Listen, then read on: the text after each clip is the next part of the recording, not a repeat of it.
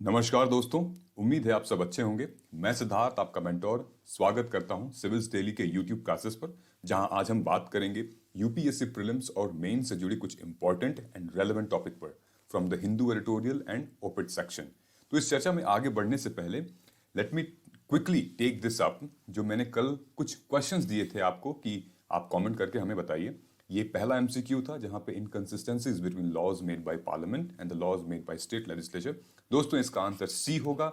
अगर आपने C answer दिया है, मेंशन किया है, so congratulations, your answer is absolutely correct. अगर नहीं, प्लीज आप कमेंट करके बताइए so that I will post the explanations as well. ठीक है। तो एक कॉन्टिन्यूअस डिस्कशन हम रखते हैं अपने बीच। ओके, तो आप जो भी आपको डाउट्स है, please you are requested to kindly comment in the comment section, जिससे हमें पता चलते रहे कि आपको क्या समझ आ रहा है, क्या नहीं आ रहा है। नेक्स्ट, जो मैंने एक क्वेश्चन पूछा था आपसे कि difference between lawyer and advocate और difference between terrorism, insurgency and naxalism, इससे रिलेटेड जो हमारे नए व्यूवर्स हैं दोस्तों, आप देखिए हमारे कुछ एस्पिरेंट्स हैं जो कि बहुत कुछ टाइम से हमसे फॉलो अप कर रहे हैं और हमारे साथ जुड़े हैं, जिन्होंने आंसर्स अपने ऑलरेडी मेंशन किए हुए हैं। So a big well done and thank you so much guys. Kushagra, Srikanth, Rishabh, Smriti and Vinay, आप सब अपनी जगह पे सही हैं। आप सब ने अपने अपने लैंग्वेज में बहुत कंक्रीट और होलिस्टिक आंसर दिया है। Kushagra, well done on AFSPA. Srikanth, ये पूरा होलिस्टिक आपने बताया है। जीआई, बेसिकली इनसे क्या होगा, इनसे ये होगा कि जो भी एस्पिरेंट जो जुड़ रहे हैं, आपको एक दूसरे का आंसर भी समझ में आएगा कि अच्छा ये भी एस्पेक्ट हो सकता है, अच्छा वो भी एस्पेक्ट हो सकता है। सो एक कम्युनिटी लर्निंग हो रही है यहाँ पे। ओके, सो हम यहाँ पे एक कम्युनिटी लर्निंग भी कह सकते हैं, जहां पे आपको डेफिनेटली बहुत फायदा होगा।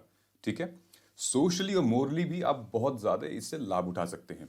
आइए अब मैं अपना जवाब बताता हूं। What's the difference between a lawyer and advocate.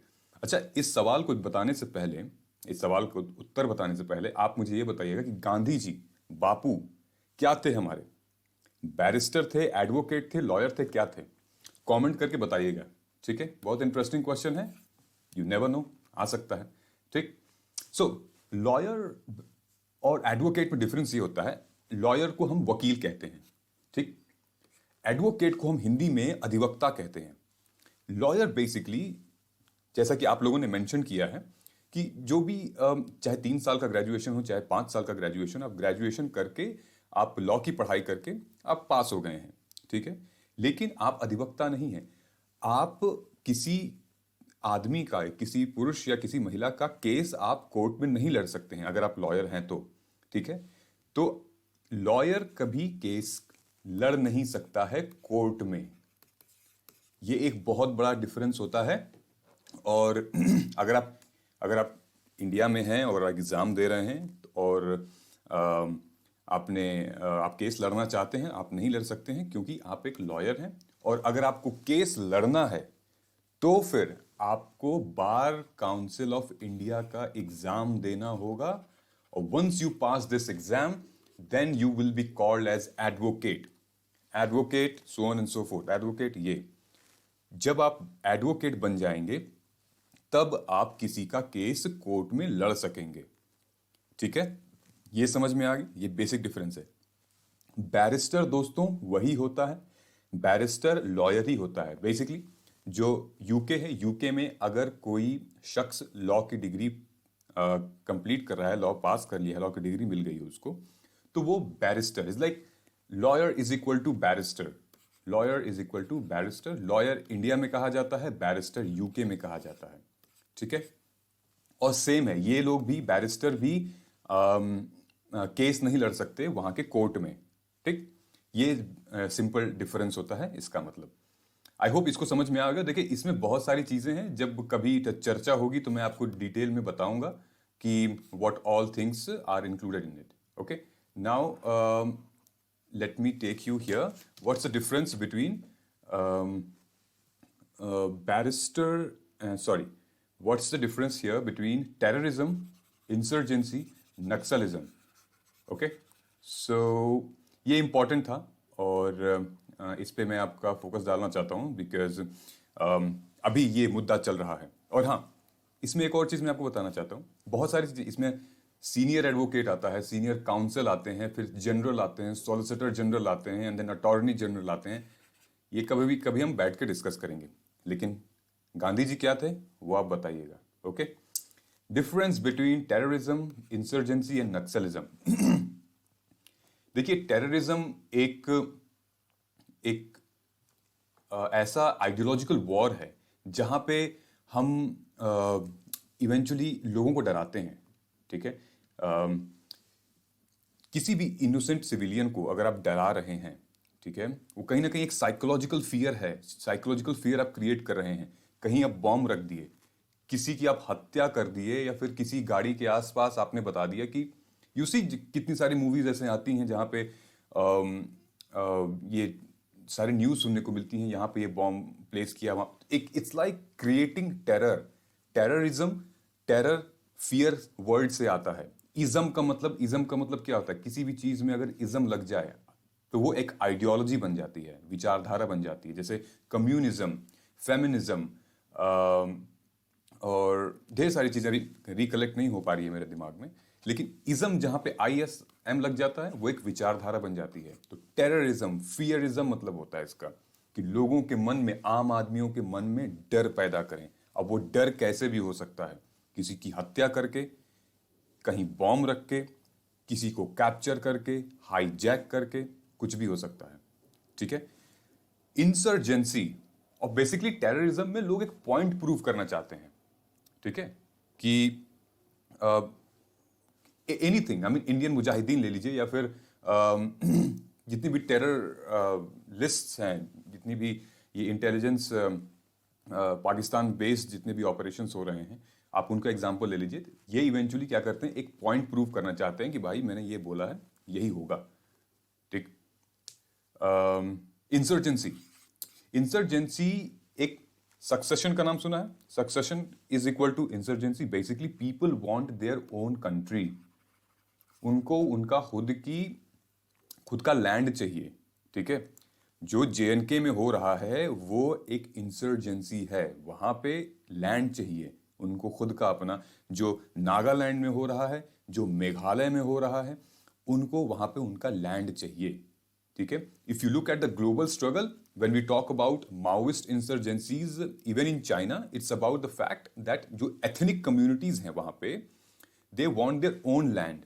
ठीक है, सिंस उनका ये मानना है कि हमें यहीं पैदा हुए थे और हमारा कानून यहाँ चलेगा क्योंकि हम यहाँ के नेटिव्स हैं और हमारी पॉलिसीज, हमारे रूल्स, हमारे कल्चर बिल्कुल अलग है आम दुनिया से, तो हमारा एक अलग ही कॉन्स्टिट्यूशन होना चाहिए। आपके कॉन्स्टिट्यूशन के हिसाब से हम नहीं चलेंगे। इंसर्जेंसी का मतलब ये होता है। नक्सलिज्म, यहाँ पे एक्स मिस हो गया है दोस्तों। नक्सलिज्म, नक्सलबाड़ी जो आपने सुना होगा टर्म, वो एक बहुत इंपॉर्टेंट टर्म है और वो कहीं ना कहीं सोशो इकोनॉमिक कंडीशन से पैदा होता है। बहुत से ऐसे एरियाज थे, जैसे वेस्ट बंगाल वाले वो पूरे एरियाज जो हम देखते हैं, हमारे ईस्ट वाले जो एरियाज हैं, बेसिकली बहुत से ऐसे एरियाज थे जहां पे आम संसाधनों की कमी होने की वजह से, सोशो इकोनॉमिक कमी होने की वजह से, लैक ऑफ रिसोर्सेज की कमी होने की वजह से लोग गरीब ज्यादा हो रहे थे, लोगों पे अत्याचार ज्यादा हो रहा था, इक्वालिटी नहीं थी, इक्विटी नहीं थी। इस वजह से लोग नक्सल बाड़ी ज्वाइन कर लेते हैं, नक्सलिज्म ज्वाइन कर लेते हैं। इसमें भी इज्म है, देखिए ये भी एक आइडियोलॉजी ही है। ठीक है, सोशो इकोनॉमिक। कुछ लोग क्या करते हैं कि बदला लेने के लिए, समाज से उनके साथ जो कुछ हुआ उसका बदला लेने के लिए ये ज्वाइन कर लेते हैं। और कुछ लोग क्या करते हैं कि पैसा रुपया वाला मामला, मतलब अच्छा खासा पैसा कमा सकें। इसका एक एग्जांपल मैं देता हूं नक्सलिज्म का। बिहार के एक माफिया सरगना हुआ करता था, संतोष झा। संतोष झा के बारे में आप कभी सुनिएगा, पढ़िएगा। He is the fine example of Naxalism. ठीक है, इसके खैर सोशो इकोनॉमिक कंडीशन थी, इसके पिता के साथ बहुत अत्याचार हुआ, इसके पिता को बहुत मारा गया था, बहुत जलील बेइज्जत किया गया था। तो ये बेचारे गुड़गांव में जॉब करते थे फैक्ट्री में, लेकिन जब पता चला कि फादर के साथ बहुत अन्याय अत्याचार हो रहा है तो ये जाके नक्सलिज्म ज्वाइन कर लिया वहां पे, वहां का लीडर बन गया और धीरे धीरे करके eventually he was mafia don बन गया था। अच्छी कहानी इसकी, सुनिएगा कभी। ठीक। सो द बेसिक पॉइंट, और एक पॉइंट और मैं आपको जो बताना चाहता हूं यहां पे, the main thing between insurgency and Naxalism is, इनको लोकल सपोर्ट बहुत मिलता है दोस्तों। टेररिज्म में लोकल सपोर्ट नहीं मिलता, बनाना पड़ता है, ये बहुत बहुत ब्रेन वॉश करना पड़ता है यहाँ पे, लेकिन यहाँ पे लोकल सपोर्ट भर भर के होता है। ठीक है, तो ये चीज ध्यान रखना, ये बहुत इंपॉर्टेंट कंसेप्ट है, ये बहुत इंपॉर्टेंट टर्म है। ठीक है, इसीलिए मैं आपको कल कह रहा था। चलिए अब आगे बढ़ते हैं क्विकली। सो वंस अगेन, इस पूरे लेक्चर का फ्री पीडीएफ डाउनलोड करने के लिए समन्वय फॉर्म का लिंक आपको दिया है फर्स्ट कमेंट में, प्लीज उसको क्लिक करें, फॉर्म आएगा, फिल करें और फिर आपको लेक्चर का फ्री पीडीएफ मिल जाएगा। हमारी डेली क्लासेस के साथ आप जुड़ सकते हैं। बर्निंग इश्यूज, एडिटोरियल ओपिड एनालिसिस जो मैं कंडक्ट करता हूं, डेली करंट अफेयर एनालिसिस जो आद्या मैम कंडक्ट करती हैं, और daily explainer burning issues Anjum sir conduct करते हैं, और डेली एमसीक्यूज आद्या मैम कंडक्ट करती हैं। वीकली प्रोग्राम हमारा जाता है ask me anything with the topper stock, जहां एक वेबिनार होता है और आप सब आते हैं और अपने क्वेश्चंस पूछते हैं और टॉपर अपनी जर्नी बताते हैं ताकि आप उससे सीख सकें। डिकोडिंग यूपीएससी एक प्रोग्राम हमारा ऐसा है जहां पे डिकोड करते हम यूपीएससी का यू क्या है। ओके, यूपीएससी थीम्स एक नया टॉपिक हम शुरू करने वाले हैं जहां पे हम theme wise, subject wise, theme wise जाएंगे और आपको एक्सप्लेन करेंगे। 2-3 मिनट का टॉपिक होगा। ओके, सो अगर आपने अभी तक सब्सक्राइब नहीं किया है हमें, तो I would request you guys kindly subscribers and press the bell icon, ताकि आपको रेगुलर अपडेट मिलता रहे। आपको जरूरी नहीं रहेगा कि आप बार बार सिविल्स डेली के यूट्यूब चैनल पे जाएं और सर्च करें। Once you click the bell icon, you will get the notification when we will update it. और अगर आप मिस कर रहे हैं कोई डिटेल, ये हमारी प्लेलिस्ट है दोस्तों, इसको आप एक्सेस कर सकते हैं और अपना क्रोनोलॉजिकल ऑर्डर में आप प्रिपरेशन भी कर सकते हैं। ऑलराइट, मूविंग फॉरवर्ड, आज का 3 आर्टिकल मैं डिस्कस करूंगा जो एडिटोरियल में आया है। First is related to national health accounts, ठीक है। Second was related to Swachh Bharat mission 2.0 and third is mediation bill. Mediation bill क्या है, ठीक। तो quickly I will take here health account number. ये एक अच्छा आर्टिकल है, ऑलरेडी वैसे हम डिस्कस कर चुके थे इसके बारे में, लेकिन एक नया पर्सपेक्टिव निकल के इसमें आया है जहां हम बात करेंगे, ठीक है। बेसिकली जो ऑथर हैं उन्होंने ये बताया है कि हमारी जो पॉकेट की एक्सपेंडिचर है ना, वो मैक्सिमम हॉस्पिटल्स के बिल्स भरने में लग जाती हैं। आदमी कमाने से पहले ये सोचता है कि अगर बीमार हो जाएंगे तो खर्च होगा। कुछ लोगों के पास तो पैसे भी नहीं होते हैं जो अपनी इलाज में, अपनी दवाई में लगा सकें, और वो अपनी जान से हाथ धो बैठते हैं, ठीक है। तो यहाँ पे एक क्लास डिवाइड भी है, rich poor, rural urban, gender, caste based divide हो रहा है हेल्थ केयर में, ठीक है। यहाँ पे ऑथर ने बहुत अच्छे से मेंशन किया है कि that low public spending on health in India has been meant that people dependent heavily on their own means to access health care, ठीक है।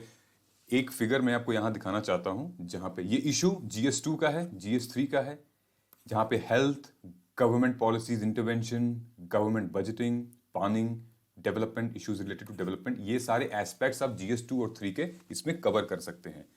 और यहाँ हम मेंशन करेंगे out of pocket expenditure and NSSO, ठीक है। इसमें भी दोस्तों बहुत अच्छे अच्छे क्वेश्चंस आए हैं जो कि मैंने मेंशन भी किए हैं।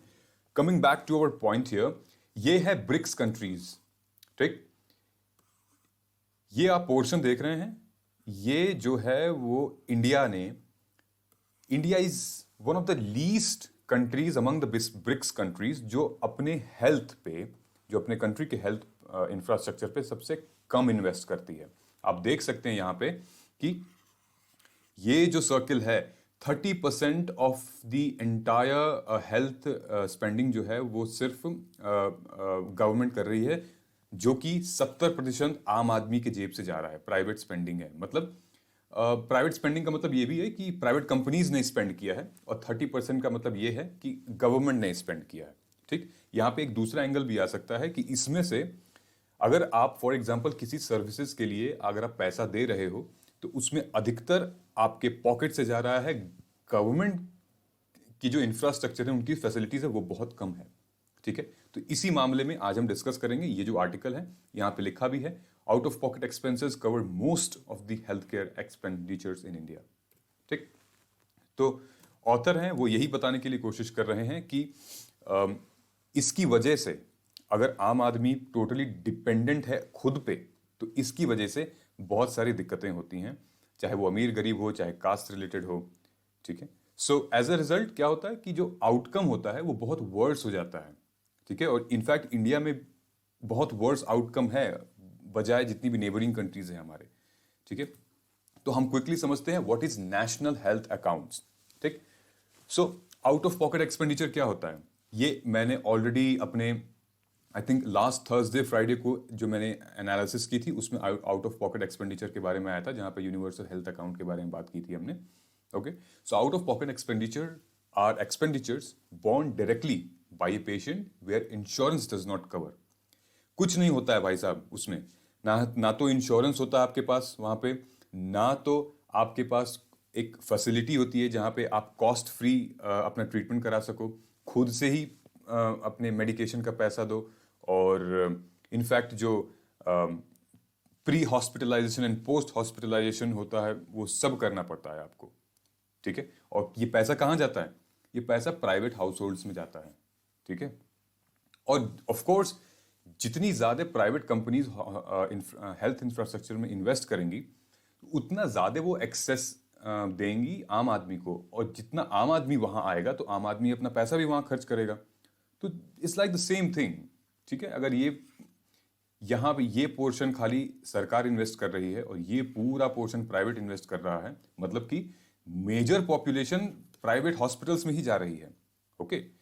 मेजर पॉपुलेशन प्राइवेट हॉस्पिटल्स में जा रही है और अपना पैसा खर्च कर रही है। तो जितना ज्यादा इनके पास यहाँ पैसा आएगा उतनी ज्यादा इनकी इन्वेस्टमेंट भी बढ़ती जाएगी और ये डोमिनेट करते जाएंगे हमारे यहाँ, ठीक है। फिर ये एक तरह से इनकी मोनोपोली होती जाएगी और मुंह मांगी कीमत किसी भी चीज की लेंगे, विच इज लिटरली नहीं चलेगा इंडिया में अभी। अबाउट एनएचए, एनएचए क्या होता है, तो रिसेंटली क्या हुआ कि the national health account, the government has increased the expenditure on health by declining out of pocket expenditure, ठीक है। ये जो पिछली वाला फिगर हमने दिखाया था कि गवर्नमेंट ने इसको थोड़ा सा इंक्रीज कर दिया है, ठीक।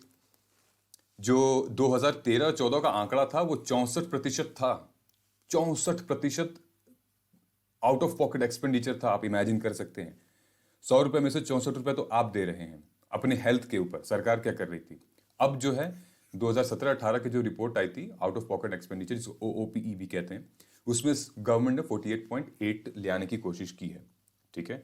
तो मेजरली ये न्यूज थी इस पूरे आर्टिकल में और इसी के बारे में डिस्कस किया गया था, ठीक। तो जो इंपॉर्टेंट है वही मैं आपको बता रहा हूं और कुछ पढ़ने की जरूरत नहीं उसमें से।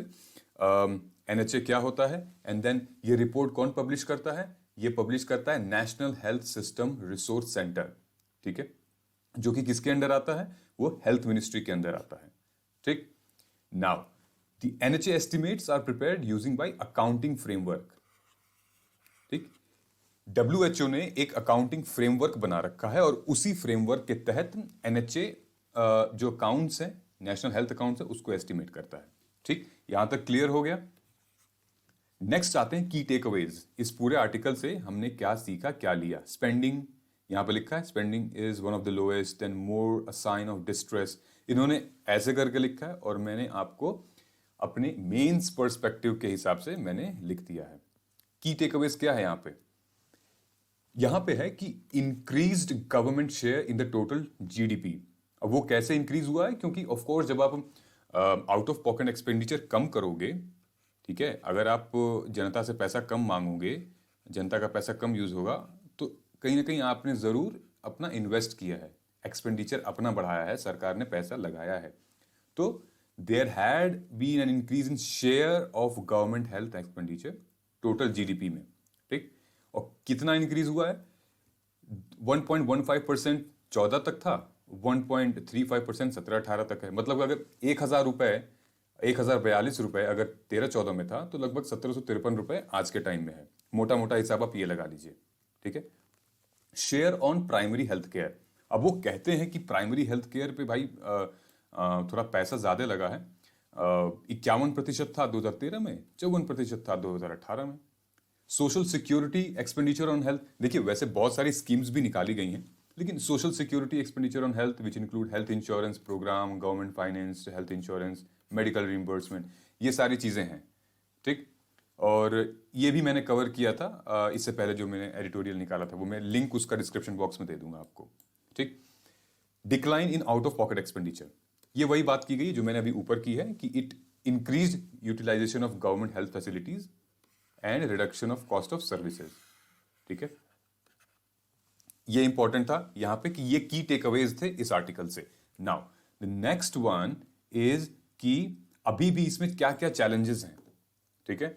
देखो यहां पे पीछे वाले स्लाइड में यहां लिखा है ना कि शेयर प्राइमरी हेल्थ केयर में शेयर बहुत ज्यादा बढ़ गया है, लेकिन शेयर तो बढ़ा है दोस्तों, लेकिन कहां बढ़ा है? सिर्फ और सिर्फ it is limited only to pregnancy care, limited care and certain services related to national health program provided. मतलब आमतौर पे जो प्रेग्नेंट वुमेन हैं वो, और कहीं ना कहीं जो छोटे बच्चे, उन पे ही मेजरली प्राइम हेल्थ केयर पे फोकस किया गया है, ठीक है। जो डिप्राइव्ड हैं, जो कमजोर हैं, जो फाइनेंशियल स्टेबल नहीं है, उन पे नहीं ध्यान दिया गया है, ठीक है। वो भी तो आते हैं उस वर्ग में, तो वो छोड़ दिया गया है, वो एक लैक था। दूसरी, सप्लाई साइड डेफिशिएंसीज। यार अब पॉलिसी, वही बात जो मैंने कल कही थी आपसे कि आप पॉलिसी तो बना दिए हो, लेकिन आप इंप्लीमेंट कैसे कराओगे उसको? एडमिनिस्ट्रेशन भी तो कोई मामला होता है ना, उसको रूट कैसे कराओगे आप रन? तो inappropriate lack of training, supportive supervision of staff worker prevent delivery of desired quality, ठीक है।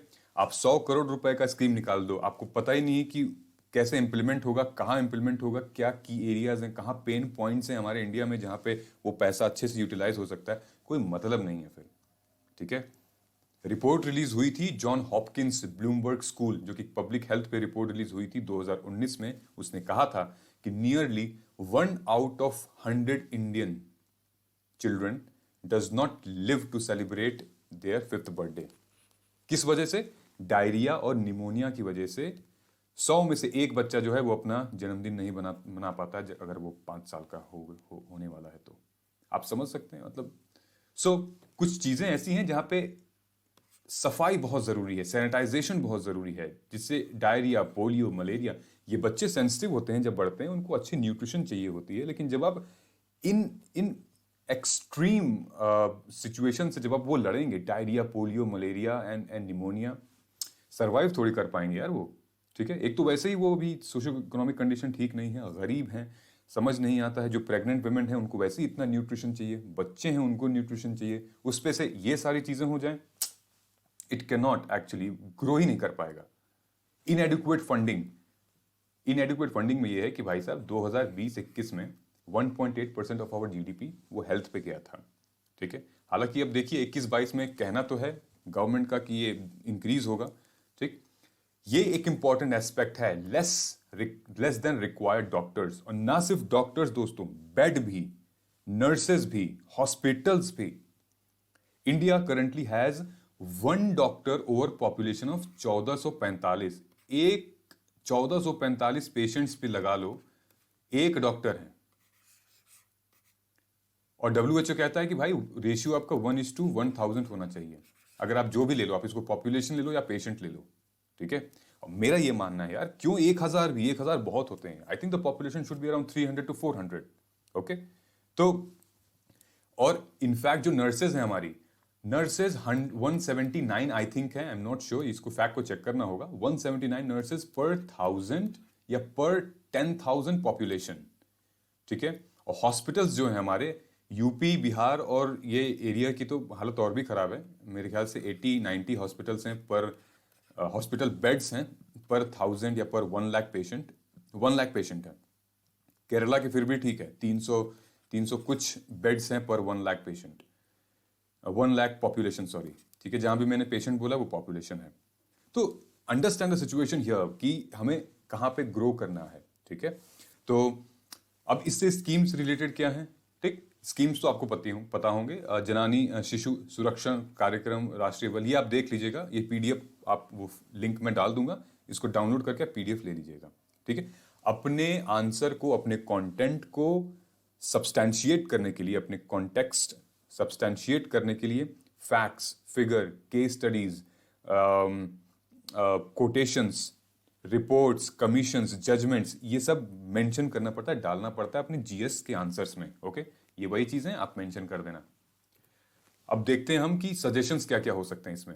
सी सजेशंस में एक तो पब्लिक प्राइवेट पार्टनरशिप होनी चाहिए, ठीक है, तभी ऊपर बढ़ सकता है, क्योंकि इतना डोमिनेंट हो गया है प्राइवेट सेक्टर हेल्थ सेक्टर में कि बिना उसके काम नहीं चलेगा फिलहाल, और चलना भी नहीं चाहिए, क्योंकि हम एक इंसेंटिव के रूप में देंगे। देखो, प्राइवेट प्लेयर का एक मानना हमेशा से रहा है कि कैपिटलिस्ट इकोनॉमी होती है उनके लिए, ऑफ कोर्स वो कहीं ना कहीं प्रॉफिट कमाने के लिए उतरते हैं। बहुत कम होते हैं अमूल जैसे, इफको जैसे, जो कि समाज का भला करने के लिए निकलते हैं। फिर भी गवर्नमेंट को एक ऐसी इनिशिएटिव पॉलिसी के साथ आना चाहिए जहां पे पब्लिक प्राइवेट पार्टनरशिप हो और लेवल अप हो जाए हमारे हेल्थ केयर सेक्टर का, चाहे वो क्लिनिकल प्रोसीजर हो गए हॉस्पिटल्स के या फिर वैक्सीनाइजेशन ड्राइव हो गई, ये करना चाहिए।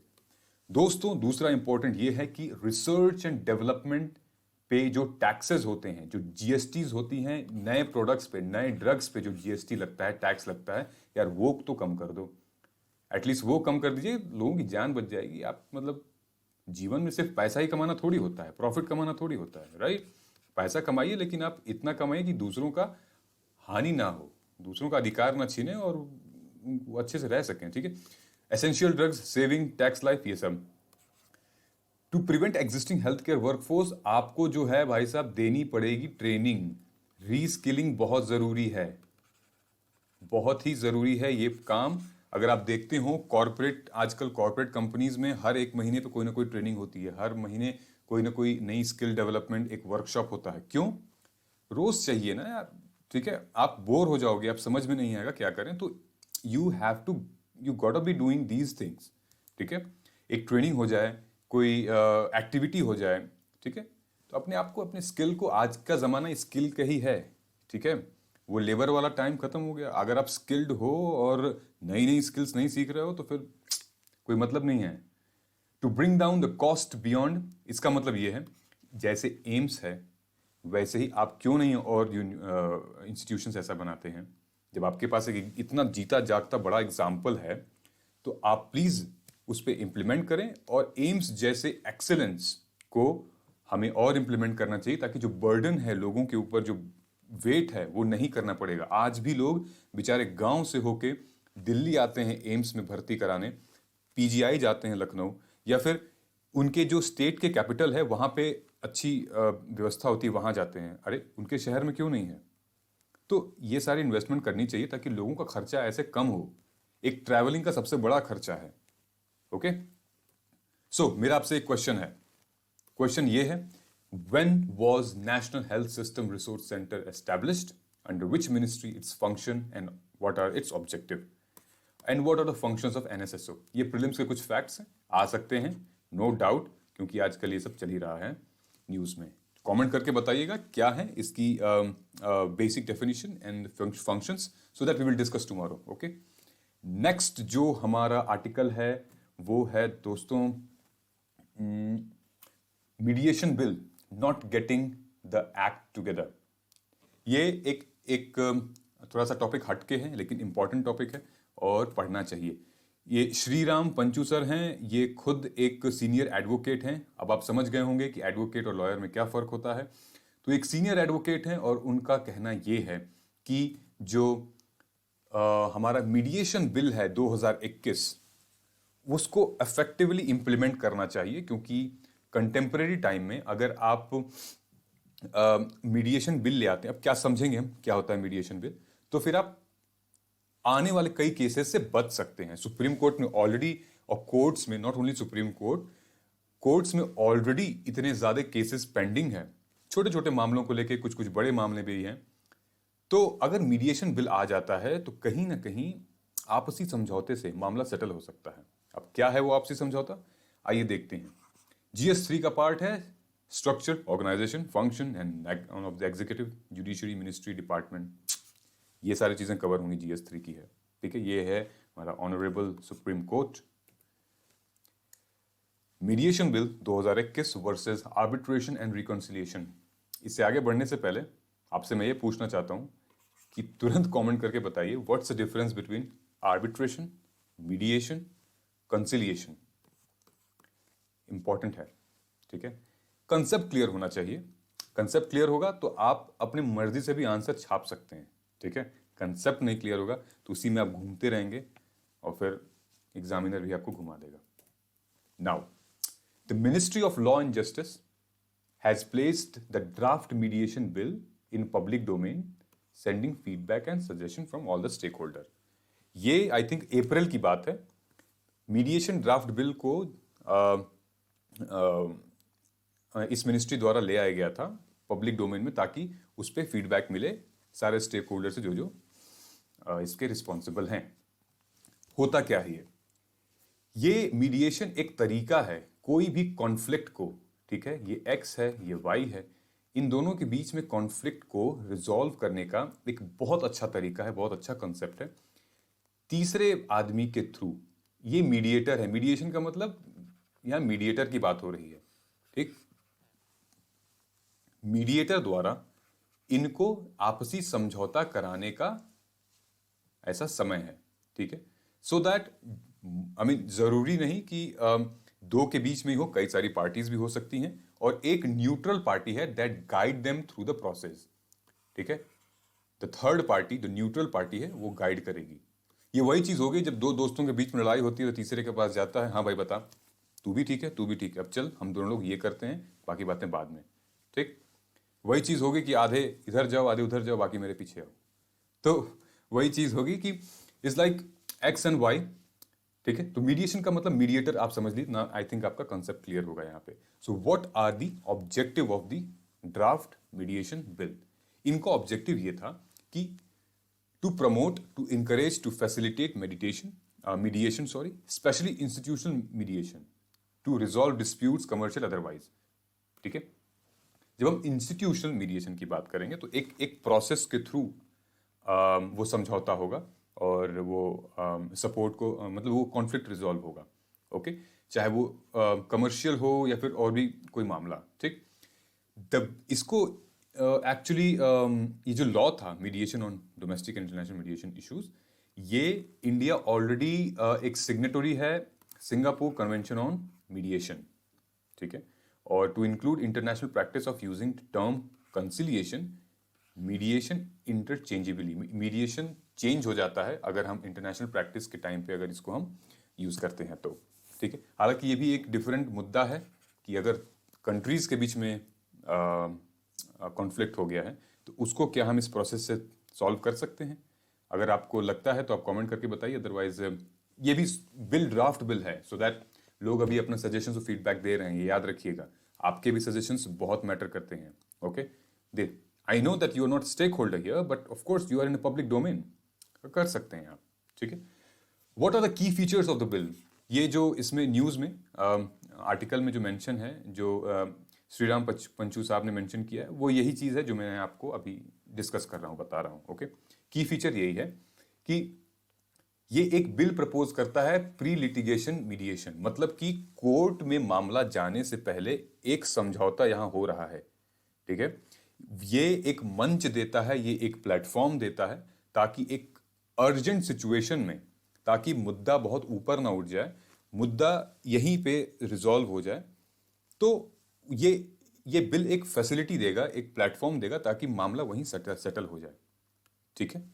अदरवाइज फिर कोर्ट का तो है ही दरवाजा, आप खटखटा सकते हैं, ठीक है। और आपको सबको पता है कि थोड़ा सा यहाँ पे डिले होता है इंडिया में, कोर्ट वाला चक्कर सब बचना चाहते हैं। बेसिकली दूसरा फंक्शन इसका ये है कि ये एक प्रॉपर सेटलमेंट अग्रीमेंट के थ्रू होगा, और जो कि कानूनी कानून के दायरे में होगा, actually enforceable by law, okay. ऐसा नहीं है कि हाँ बस आप बातचीत हो गई और हाँ भाई ठीक है तुम्हारा हो गया अब तुम हाथ मिलाओ जाओ। कानून के दायरे में होगा, प्रॉपर सेटलमेंट अग्रीमेंट होगा, ताकि वो एक रेफरेंस हो सके, अगर बाद में कभी कुछ मामला फंसता है तो वो सेटलमेंट अग्रीमेंट यूज हो सकता है लिटिगेशन में, कोर्ट में, ठीक है। प्रॉपर, जैसे मैंने कहा कि इंस्टीट्यूशनलाइज मीडिएशन होगा, मतलब कि पूरी की पूरी उसमें कॉन्फिडेंशियलिटी मेंटेन रहेगी, प्रॉपर इम्यूनिटी दी जाएगी कि जैसे एक इंडिपेंडेंट इन्वेस्टिगेशन होती है ना, बिल्कुल वैसे ही, और स्ट्रक्चर्ड होगी, फंक्शनल होगी, ऑर्गेनाइज्ड होगी, ओके। और सबसे बड़ी बात, मीडिएशन सेटलमेंट वो रजिस्टर कहीं पे भी हो सकता है, चाहे वो स्टेट में, डिस्ट्रिक्ट में, चाहे तालुकाज में, जो भी जहां पे भी वहां की लीगल अथॉरिटी होगी, 90 दिन के अंदर the maintenance of the authenticated record of the settlement. जैसे ही मामला सेटल हो गया है, 90 दिन के अंदर, 90 डेज, 3 महीने के अंदर मामले रिकॉर्ड होंगे, रजिस्टर होंगे, ठीक है। और जो बिल है वो कहता है कि भैया mediation council of India set करिए, एमसीआई।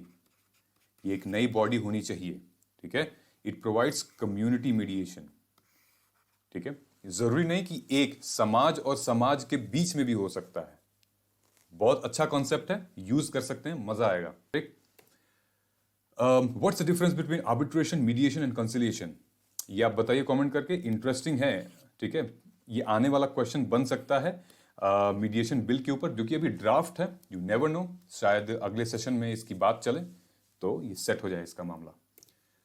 नेक्स्ट अप हम आते हैं स्वच्छ भारत मिशन 2.0। जीएस पेपर 2 का टॉपिक है हमारे, ये है हमारे चश्मा गांधी जी का एक कदम स्वच्छता की ओर, स्वच्छ भारत अभियान, government policies, intervention, welfare, health and scheme. यहाँ पे ये जो पुष्करा एसवी जो हमारे ऑथर हैं, वो बता रहे हैं कि स्वच्छ भारत मिशन 2.0 की जो गाइडलाइंस है वो एक इंपॉर्टेंट डिमेंशंस फोकस करती है solid management, solid waste management की तरफ।